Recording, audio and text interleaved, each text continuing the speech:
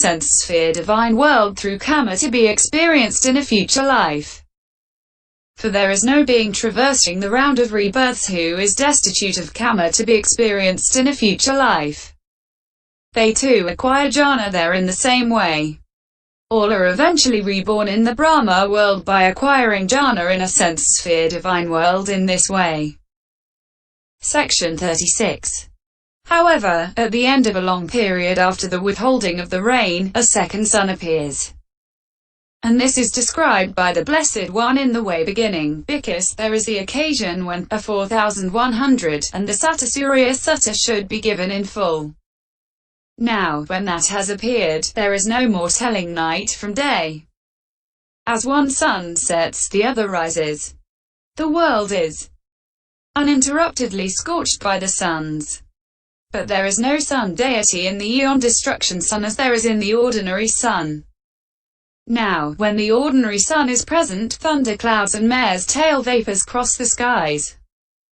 But when the aeon-destruction sun is present, the sky is as blank as the disk of a looking-glass and destitute of clouds and vapor. Beginning with the rivulet, the water in all the rivers except the 5 great rivers dries up. Section 37.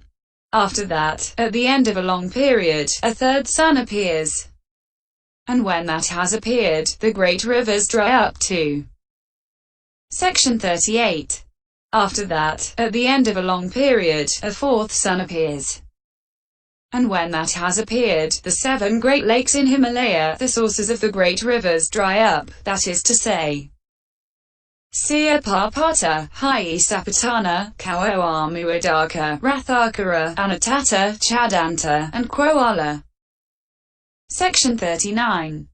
After that, at the end of a long period, a fifth sun appears, and when that has appeared, there eventually comes to be not enough water left in the great ocean to wet one finger joint. Section 40. After that, at the end of a long period, a sixth sun appears, and when that has appeared, the whole world sphere becomes nothing but vapor, all its moisture being evaporated. And the 100,000 million world spheres are the same as this one. Section 41. After that, at the end of a long period, a seventh sun appears. And when that has appeared, the whole world sphere together with the 100,000 million other world spheres catches fire. Even the summits of Sineru, 100 leagues and more high, crumble and vanish into space. The conflagration mounts up and invades the realm of the 4 kings. When it has burnt up all the golden palaces, the jeweled palaces and the crystal palaces there, it invades the realm of the 33. And so it goes right on up to the plane of the first jhana. When it has burnt 3 lower Brahma worlds, it stops there at the Orvasara world. As long as any formed thing, formation the size of an atom still exists, it does not go out. But it goes out when all formed things have been consumed. And like the flame that burns ghee and oil, it leaves no ash. Section 42. The upper space is now all one with the lower space in a vast gloomy darkness. Then at the end of a long period a great cloud arises. And at first it rains gently, and then it rains with ever heavier deluges, like lotus stems, like rods, like pestles, like palm trunks, more and more. And so it pours down upon all burnt areas in the 100,000 million world spheres till they disappear. Then the winds, forces beneath and all around that water rise up and compact it and round it, like water drops on a lotus leaf. How do they compact the great mass of water? By making gaps. For the wind makes gaps in it here and there. Section 43. Being thus compressed by the air, compacted and reduced, it gradually subsides. As it sinks, the lower Brahma world reappears in its place, and worlds divine reappear in the places of the 4 upper divine worlds of the sensual sphere. But when it has sunk to the former Earth's level, strong winds, forces arise and they stop it and hold it stationary, like the water in a water pot when the outlet is plugged. As the fresh water gets used up, the essential humus makes its appearance on it. That possesses color, smell and taste, like the surface film on milk rice when it dries up. Section 44. Then the beings that were reborn first in the Brahma world of streaming radiance, or Vasara, fall from there with the exhaustion of their lifespan, or when their merit is exhausted, and they reappear here. They are self-luminous and wander in the sky. On eating the essential humus, as is told in the Agana Sutta, D385, they are overcome by craving, and they busy themselves in making lumps of it to eat. Then their self-luminosity vanishes, and it is dark. They are frightened when they see the darkness. Section 45. Then in order to remove their fears and give them courage, the sun's disk appears full 50 leagues across. They are delighted to see it, thinking, "We have light," and they say, "It has appeared in order to allay our fears and give us courage, Sarabhava, so let it be called Sun, Surya." So they give it the name Sun, Surya. Now, when the sun has given light for a day, it sets. Then they are frightened again, thinking, "We have lost the light we had," and they think, "How good if we had another light." Section 46. As if knowing their thought, the moon's disk appears 49 leagues across. On seeing it they are still more delighted, and they say, "It has appeared, seeming as if it knew our desire, Chanda, so let it be called Moon, Kanda." So they give it the name Moon, Kanda. Section 47. After the appearance of the moon and sun in this way, the stars appear in their constellations. After that, night and day are made known, and in due course, the month and half-month, the season, and the year. Section 48. On the day the moon and sun appear, the mountains of Sumeru, of the world sphere and of Himalaya appear too. And they appear on the full moon day of the month of Phaguna, March, neither before nor after. How? Just as when millet is cooking and bubbles arise. Then simultaneously, some parts are domes, some hollow, and some flat, so too, there are mountains in the domed places, seas in the hollow places, and continents, islands in the flat places. Section 49. Then, as these beings make use of the essential humus, gradually some become handsome and some ugly. The handsome ones despise the ugly ones. Owing to their contempt, the essential humus vanishes and an outgrowth from the soil appears. Then that vanishes in the same way, and the Badalata creeper appears. That too vanishes in the same way, and the rice without red powder or husk that ripens without tilling appears, a clean sweet-smelling rice fruit. Section 50. Then vessels appear. These beings put the rice into the vessels, which they put on the tops of stones. A flame appears spontaneously and cooks it. The cooked rice resembles jasmine flowers. It has no need of sauces and curries, since it has whatever flavor they want to taste. Section 51. As soon as they eat this gross food, urine and excrement appear in them. Then wound orifices break open in them to let these things out. The male sex appears in the male, and the female sex in the female. Then the females brood over the males, and the males over the females for a long time. Owing to this long period of brooding, the fever of sense desires arises. After that they practice sexual intercourse. Section 52. For their overt practice of evil they are censured and punished by the wise, and so they build houses for the purpose of concealing the evil.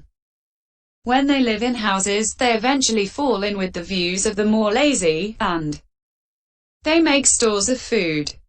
As soon as they do that, the rice becomes enclosed in red powder and husks and no longer grows again of itself in the place where it was reaped.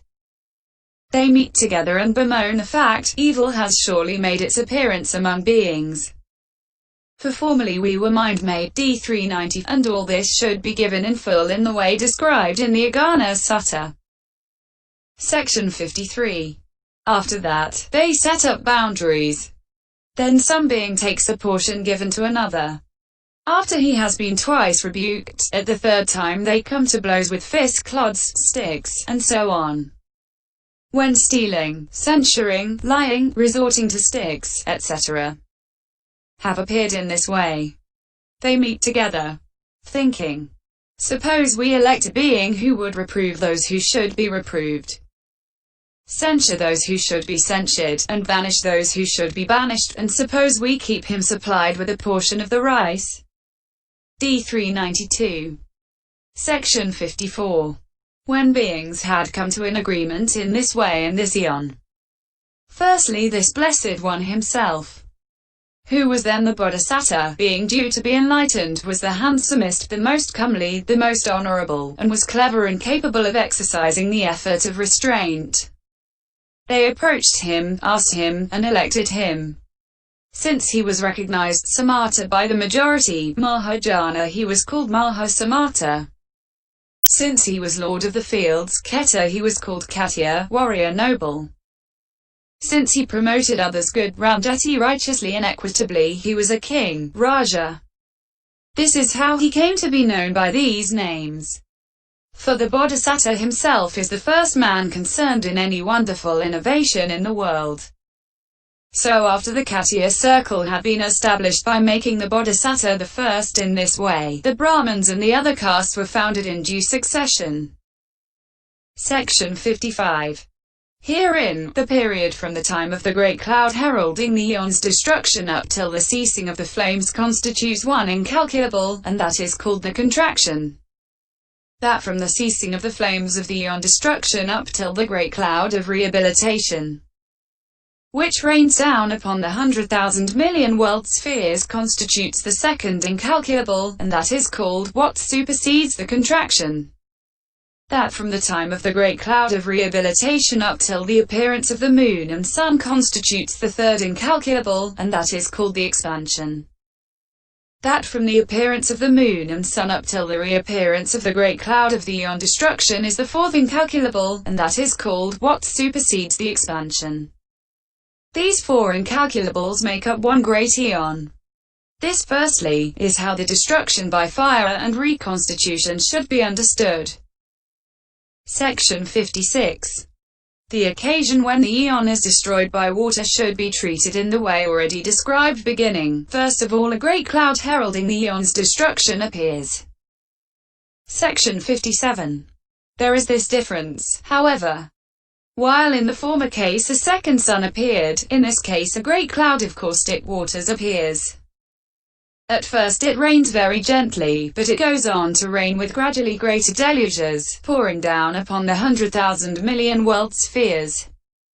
As soon as they are touched by the caustic waters, the earth, the mountains, etc., melt away, and the waters are supported all round by winds. The waters take possession from the earth up to the plane of the second jhana. When they have dissolved away the three Brahma worlds there, they stop at the Subhakyoha world. As long as any formed thing the size of an atom exists, they do not subside. But they suddenly subside and vanish away when all formed things have been overwhelmed by them. All beginning with the upper space is all one with the lower space in a vast gloomy darkness, is as already described, except that here the world begins its reappearance with the Urvasara Brahma world. And beings falling from the Subhakyoha Brahma world are reborn in the places beginning with the Urvasara Brahma world. Section 58. Herein, the period from the time of the great cloud heralding the aeon's destruction up till the ceasing of the aeon-destroying waters constitutes one incalculable. That from the ceasing of the waters up till the great cloud of rehabilitation constitutes the second incalculable. That from the great cloud of rehabilitation. These four incalculables make up one great aeon. This is how the destruction by water and reconstitution should be understood. Section 59. The occasion when the aeon is destroyed by air should be treated in the way already described, beginning with the first of all a great cloud heralding the aeon's destruction appears. Section 60. There is this difference, however. While in the first case there was a second sun, here a wind arises in order to destroy the aeon.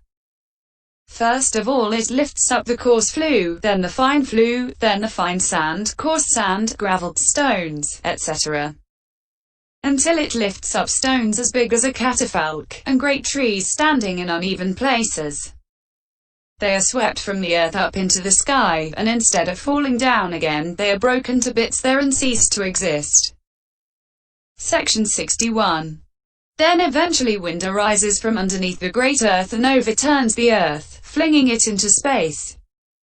The earth splits into fragments measuring 100 leagues, measuring 2, 3, 4, 500 leagues, and they are hurled into space too, and there they are broken to bits and cease to exist. The world sphere mountains and Mount Sineru are wrenched up and cast into space, where they crash against each other till they are broken to bits and disappear. In this way it destroys the divine palaces built on the earth of Mount Sineru and those built in space. It destroys the 6 sensual sphere divine worlds, and it destroys the 100,000 million world spheres. Then world sphere collides with world sphere, Himalaya mountain with Himalaya mountain, Sineru with Sineru, till they are broken to bits and disappear. Section 62. The wind takes possession from the earth up to the plane of the third jhana. There, after destroying 3 Brahma worlds, it stops at the Vihaphala world. When it has destroyed all formed things in this way, it spends itself too. Then all happens as already described in the way beginning. The upper space is all one with the lower space in a vast gloomy darkness. But here the world begins its reappearance with the Subhakya Brahma world. And beings falling from the Vihaphala Brahma world are reborn in the places beginning with the Subhakya Brahma world. Section 63. Herein, the period from the time of the great cloud heralding the aeon's destruction up till the ceasing of the aeon-destroying wind is one incalculable. That from the ceasing of the wind up till the great cloud of rehabilitation is the second incalculable. These 4 incalculables make up one great aeon. This is how the destruction by wind and reconstitution should be understood. Section 64. What is the reason for the world's destruction in this way? The 3 roots of the unprofitable are the reason. When any one of the roots of the unprofitable becomes conspicuous, the world is destroyed accordingly. When greed is more conspicuous, it is destroyed by fire. When hate is more conspicuous, it is destroyed by water, though some say that it is destroyed by fire when hate is more conspicuous, and by water when greed is more conspicuous. And when delusion is more conspicuous, it is destroyed by wind. Section 65. Destroyed as it is in this way, it is destroyed for 7 turns in succession by fire and the 8th turn by water, then again 7.